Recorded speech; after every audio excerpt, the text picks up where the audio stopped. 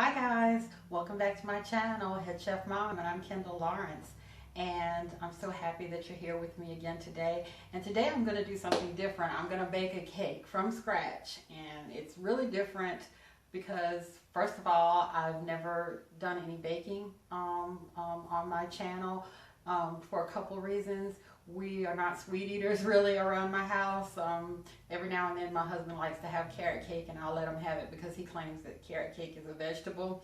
And I really am just not a baker, and we really just don't eat sweets. But I found this recipe on Pinterest for an autumn spice cake with cream cheese frosting, and I thought it might be interesting to go on a journey with you because this will only be the second time I baked a cake from scratch. So we're gonna get through this together. So let's take a look at our ingredients. Okay, so here are our ingredients, and there are quite a few of them. So the first thing we have is we have 2 1/4 cups of all-purpose flour. We have 1 teaspoon of baking powder, 1 teaspoon of baking soda, a 1/2 teaspoon of salt, 2 1/2 teaspoons of ground cinnamon, and 1 teaspoon of ground nutmeg. We also have 1 teaspoon of ginger, and we have a 1/2 teaspoon of allspice. We have a 1/4 teaspoon next to that of ground cloves. We have in the bowl there, we have 3/4 cup of vegetable oil. We have next to that some unsweetened applesauce that we have about, how much applesauce do we have? 3/4 of a cup of applesauce. We have 1 3/4 cups of light brown sugar. We have 4 large eggs, and we have 1 cup of buttermilk, and we have 2 teaspoons of pure vanilla extract. So let's get this assembled. Okay, so I'm going to now add my 2 1/4 cups of flour. I'm going to add my baking powder, my baking soda,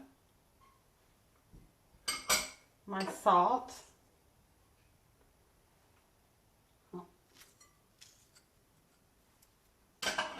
my cinnamon, my nutmeg, my ginger, my allspice, and my ground cloves. And I'm going to take a whisk, and I'm going to whisk this all together until it becomes well combined. And then the recipe calls for me to split this in half, and we'll move on to the next phase. Okay, so what I'm going to do now is I'm going to put my brown sugar that I had packed inside my measuring cup, and I'm going to break that up a little bit. And I'm going to put in my vegetable oil.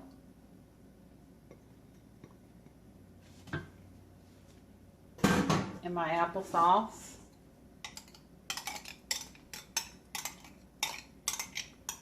And I'm going to mix this up, scraping the sides just until it's combined.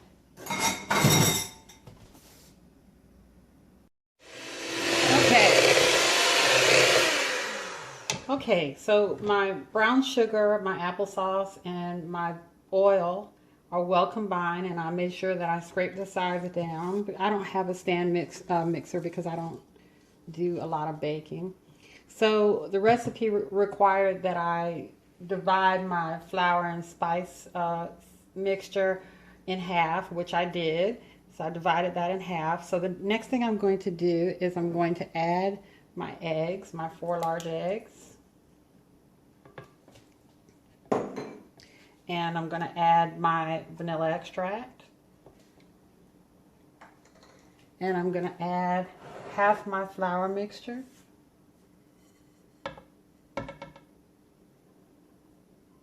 And I'm keeping my fingers crossed that this is going to come out okay. We shall see, because I am not a baker. We're just having fun in the kitchen together today. So I'm going to beat this up and we'll move on. Okay.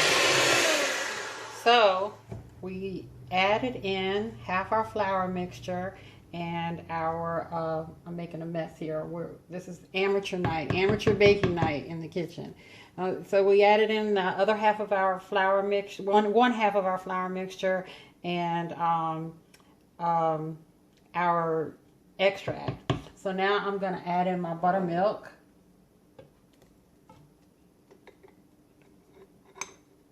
And I've never really even worked with buttermilk before, guys. I didn't know it was so thick.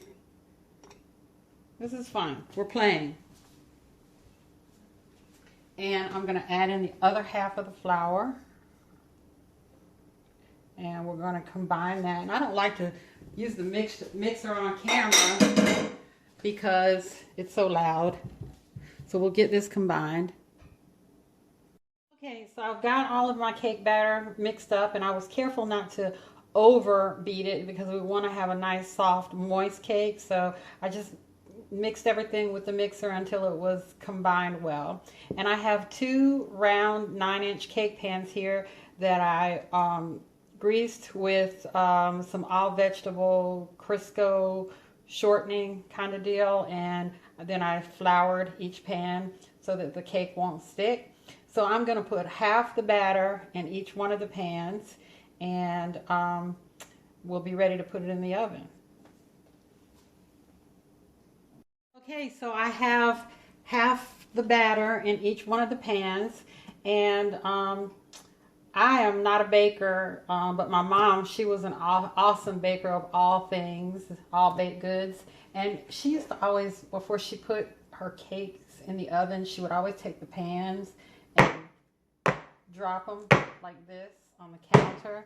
And I used to always ask her, why she did that. And she said that it helped to make the cake layers even and flat, and it would reduce the chances of it forming a dome on top. And you don't want a dome when you have a cake. A dome is nice when you have like banana nut bread or something like that, but you want flat cake layers.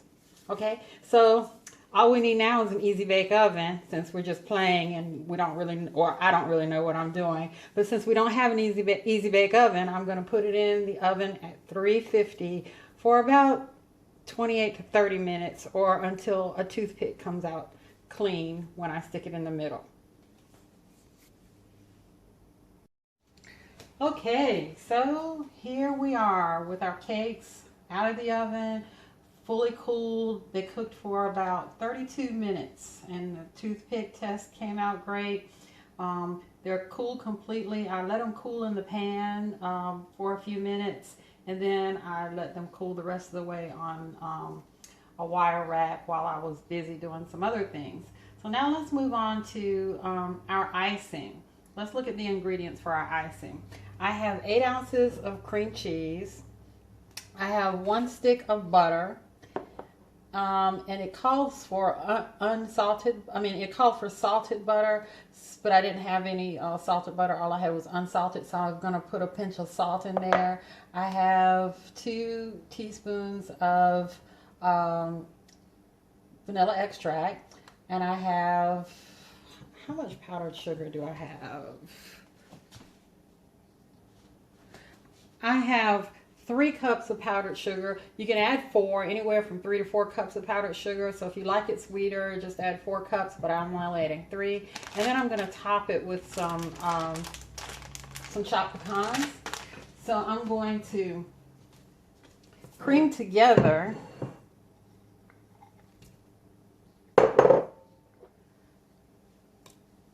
my butter, my cream cheese, and just a pinch of salt. And I'm going to do that for just a couple of minutes.